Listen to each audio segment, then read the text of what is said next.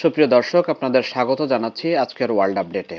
আজকের দীর্ঘ সময়ে যে আলাপটি করব সেটি হলো যে সারা পৃথিবীতে তোলপাড় সৃষ্টিকারী ঘটনা, সেটি হলো ভেনেজুয়েলার প্রেসিডেন্ট নিকোলাস মাদুরো এবং তার স্ত্রীকে কিডন্যাপ করে তুলে নিয়ে যাওয়ার ঘটনা, যেটি যুক্তরাষ্ট্রের সেনাবাহিনী করেছে এবং সদর্পে সেটি ট্রাম্প ঘোষণাও দিয়েছে।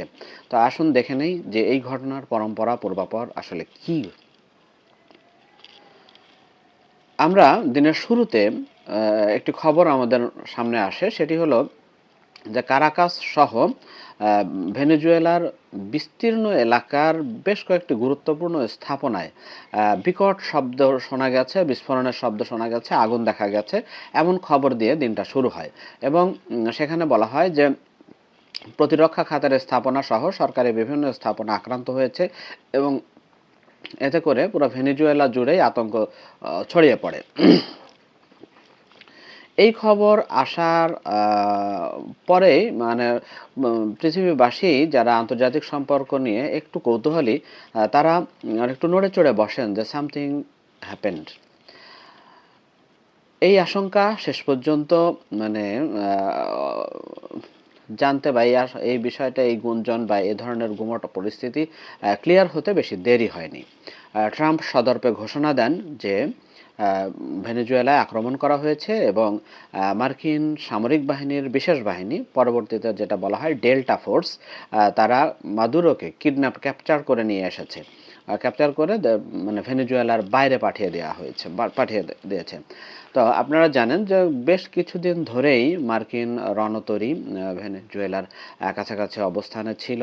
বেশ কিছুদিন ধরেই মার্কিন সামরিক বাহিনী ঘিরে রেখেছিল, নৌবাহিনী ঘিরে রেখেছিল ভেনেজুয়েলাকে এবং বেশ কয়েকটি টেস্ট কেস মতো হামলাও করা হয়েছে ভেনেজুয়েলার বিভিন্ন নৌযানে। তারপরে ভেনেজুয়েলার তেলবাহী জাহাজকে আটক করার ঘটনা ঘটেছে। এগুলো বেশ পুরনো খবর। তবে এত দ্রুত মানে এ ধরনের হামলার ঘটনা ঘটবে বা ঘটাবে এটি অকল্পনীয় বা অপ্রত্যাশিত। যদিও ডোনাল্ড ট্রাম্প স্বীকার করেছেন ফক্স নিউজকে দেয়া সাক্ষাৎকারে যে কয়েকদিন আগেই সিআইএ এ বিষয়ে কাজের অনুমতি সিআইএকে দেয়া হয় এবং সিআইএ ভেনেজুয়েলায় সক্রিয় হয়। প্রথমত গোয়েন্দা রিপোর্ট, এরপরে মার্কিন বাহিনীর এই অভিযানে নিকোলাস মাদুরোকে আটক করা হয় এবং তাকে দেশের বাইরে নিয়ে আসা হয়। পরবর্তীতে ডোনাল্ড ট্রাম্প মানে করেছেন, বিষয়টি পরিষ্কারও করেছেন যে মাদুরোর বিরুদ্ধে মামলা হয়েছে, অভিযোগ আনা হয়েছে অস্ত্রশস্ত্র এবং মাদক ব্যবসার, এবং সেই অভিযোগেই মূলত যুক্তরাষ্ট্রের আদালতে তাকে বিচারের মুখোমুখি করা হবে। আপনারা হয়তো এর আগে আরও বেশ কয়েকটি ঘটনা জেনেছেন যে এর আগে আমরা ইরাকের সাদ্দাম হোসেনকে এ ধরনের একটা মিথ্যা অভিযোগে হামলা চালানো হয়, এরপরে তাকে গ্রেপ্তার করে মার্কিন বাহিনী এবং পরবর্তীতে আমরা দেখতে পাই যে ঈদের দিন সাদ্দাম হোসেনকে একটি বিচারের মুখোমুখি করে মৃত্যুদণ্ড দেওয়া হয় এবং ঈদের দিন এই মৃত্যুদণ্ড কার্যকর করা হয়। তো এটি আমরা ইতিহাসে দেখতে পেয়েছি। এর আগে আমরা আরও কয়েকটা দেশের রাষ্ট্রপ্রধানকে এভাবে আধিপত্যবাদী শক্তি করেছে, হামলা চালিয়ে ধরে এনেছে, এ ধরনের ঘটনা দেখেছি। তবে মার্কিন যুক্তরাষ্ট্র এর আগে পানামা নামে একটি ছোট্ট একটা দেশ আছে, যেটি একটি গুরুত্বপূর্ণ নৌ চলাচলের রুট, পানামা খাল। সেই পানামা খালের মালিকানাধীন বা নিয়ন্ত্রণাধীন ছিল। সেই পানামা খালের নরিয়েগা, সেই রাষ্ট্রপ্রধানের নাম, তাকে ধরে আনা হয়েছিল এবং সেটি মার্কিন যুক্তরাষ্ট্রের বাহিনী ধরেছিল।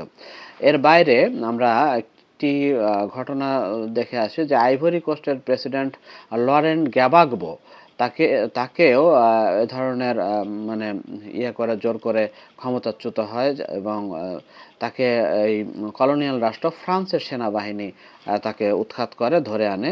পরবর্তীতে তাকে ইন্টারন্যাশনাল ক্রিমিনাল কোর্টে ওঠানো হয়, কিন্তু প্রমাণের অভাবে শেষ পর্যন্ত তাকে খালাস দেওয়া হয়। এছাড়া জন বার্ট্রান্ড আরস্টাইড নামে হাইতির প্রেসিডেন্ট, দরিদ্রদের মধ্যে তুমুল জনপ্রিয় ছিলেন। তিনি সুবিধাভোগী এলিট ও সেনাবাহিনীর মধ্যে অজনপ্রিয় ছিলেন। ফ্রান্সের কাছ থেকে $21 বিলিয়ন ক্ষতিপূরণ দাবি করায় আমেরিকার স্বার্থবিরোধী বিভিন্ন পলিসি হাতে নেওয়ায় পশ্চিমাদের রোষানলে পড়েন।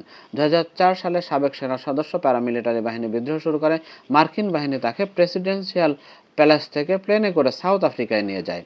তো দীর্ঘদিন নির্বাসনে জীবন কাটান তিনি। 2023 সালে মৃত্যুবরণ করেন। আর এই যে ম্যানুয়েল নরওয়েগা, তার কথা বলেছি, 1989 সালে মার্কিন বাহিনী তাকে অভিযান চালিয়ে আটক করে। আর এছাড়া আরেকটা হয়, সাদ হারিরি, লেবাননের প্রধানমন্ত্রী ছিলেন তিনি, এবং তার বাবা রফিক হারিরি 2017 সালে সেই তাদের নেতৃত্বাধীন সরকার হিজবুল্লাহকে স্থান দেওয়ায় সৌদি আরব তার উপর ক্ষিপ্ত হয়। নভেম্বর মাসে সৌদি আরবে যাওয়ার পথে লেবাননের সবার সাথে যোগাযোগ বিচ্ছিন্ন হয়ে যায়। পরবর্তীতে সৌদি আরবে থাকা অবস্থায় তিনি টিভি ক্যামেরার সামনে উপস্থিত হন এবং প্রধানমন্ত্রীর পদ থেকে পদত্যাগের ঘোষণা দেন। এটি হচ্ছে যে মার্কিন যুক্তরাষ্ট্র এবং তার সমর্থিত অ্যালাইদের দ্বারা বিভিন্ন রাষ্ট্রে সরাসরি হস্তক্ষেপ করে, মানে ইনডিরেক্ট হস্তক্ষেপের বহু ঘটনা, বহু নজির আছে, তবে সরাসরি হস্তক্ষেপ করে রাষ্ট্রপ্রধানদের ক্ষমতাচ্যুত করা বা সরিয়ে দেওয়ার ঘটনা। তো নিকোলাস মাদুরোর ক্ষেত্রেও এমন ঘটনা ঘটল, এবং এই ঘটনার প্রতিবাদে রাশিয়া এবং চীন, আপনারা জানেন যে ভেনেজুয়েলা তেলে সমৃদ্ধ এবং বিভিন্ন ধরনের খনিজ সম্পদে ভরপুর। এটা মাচাদো, নোবেল শান্তি পুরস্কার জয়ী মাচাদোর বক্তব্যেও এই বিষয়টি উঠে এসেছে যে বেশ কিছুদিন আগে। তো সেখানেও মানে ভেনেজুয়েলার সম্পদ প্রাচুর্য নিয়ে কথা উঠেছে। তবে এই তেলের সবচেয়ে বড় ক্রেতা ছিল এবং এখনো আছে, সেটা হলো চীন এবং রাশিয়া।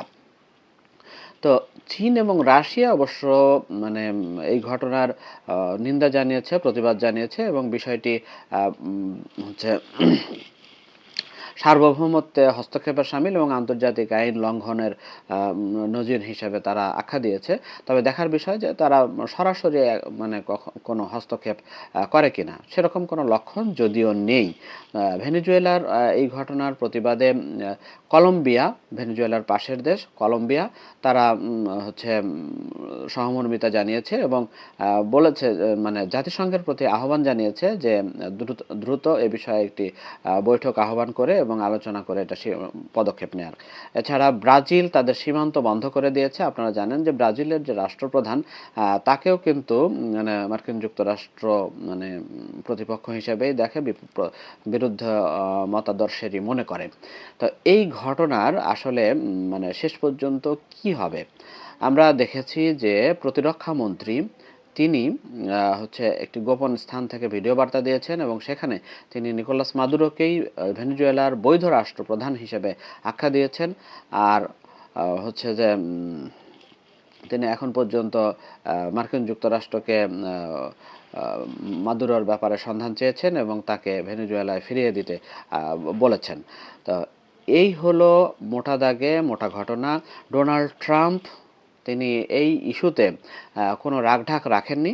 তিনি বলেছেন যে যে সমস্ত ভেনেজুয়েলার কাছ থেকে যারা ফক্স নিউজ তাকে জিজ্ঞেস করেছে যে সেখানকার তেল সম্পদে কি যুক্তরাষ্ট্র কোনো হস্তক্ষেপ করবে, তো এই প্রশ্নে ট্রাম্প রাখঢাক না রেখেই বলেছেন যে আমরা খুব শক্তভাবেই যুক্ত হব, আমাদের বিভিন্ন কোম্পানি আছে যারা খুব সুনামের সাথে কাজ করে, এবং তিনি চীন বা রাশিয়া মানে কেউই তেল থেকে বঞ্চিত হবে না, এমন কথাও তিনি বলেছেন। আর আরেকটি বিষয় সেটি হলো যে ডোনাল্ড ট্রাম্প এবং তার সরকার বেশ জোরে সোরে বলেছেন যে নিকোলাস মাদুরোর বিচার হবে। আপনারা একটু যদি আন্তর্জাতিক খবর যারা একটু রাখেন তারা যদি একটু স্মরণ করার চেষ্টা করেন যে গত ডিসেম্বরেই কথিত গণতন্ত্রপন্থী নেতা হচ্ছে মাচাদো, নোবেল শান্তি পুরস্কার যিনি পেয়েছেন, তো সেই মাচাদো বলেছিলেন যে শিগগিরই হচ্ছে ভেনেজুয়েলায় পরিবর্তন আসছে এবং এই পরিবর্তনের ফলে দেশটির মানুষ মুক্ত বিশ্বের সাথে তাল মিলিয়ে চলার সুযোগ পাবে এবং সেখানকার ইয়েগুলো হচ্ছে তেল, গ্যাস সহ খনিজ যে সম্পদ, সেই সম্পদগুলো হচ্ছে যে উন্মুক্ত বাজারে মানে ওপেন মার্কেটে বেচার ফলে এবং ভেনেজুয়েলার মানুষ আরও দারুণভাবে লাভবান হবে। এবং তিনি প্রকাশ্যেই ট্রাম্পকে সমর্থন করে ভেনেজুয়েলায় হস্তক্ষেপ করার ব্যাপারে প্রকাশ্যেই সোচ্চার থেকেছেন, ভূমিকা রেখেছেন। তো আমরা এমনটি দেখেছি যে মাচাদোর ক্ষেত্রে। তো এই ছিল আজকের মতো। আর ঘটনাটা হলো যে এটি ভেনেজুয়েলার সার্বভৌমত্বের জন্য নিঃসন্দেহে একটি ন্যক্কারজনক ঘটনা এবং এই ঘটনা আবারও প্রমাণ করে যে আপনার যদি শক্তি এবং সামর্থ্য থাকে তাহলে মানে দেশীয় আইন বলেন, আন্তর্জাতিক আইন বলেন, মানবাধিকার বলেন, মানে গণতন্ত্র, সুবিচার বলেন, বাকস্বাধীনতা বলেন, মানে কোনো কিছুই আপনার মানার কোনো প্রয়োজন নেই। আপনি যা ইচ্ছা তাই করতে পারেন। এটি এ ধরনেরই একটি ঘটনার উজ্জ্বল দৃষ্টান্ত হিসেবেই বিবেচিত হচ্ছে।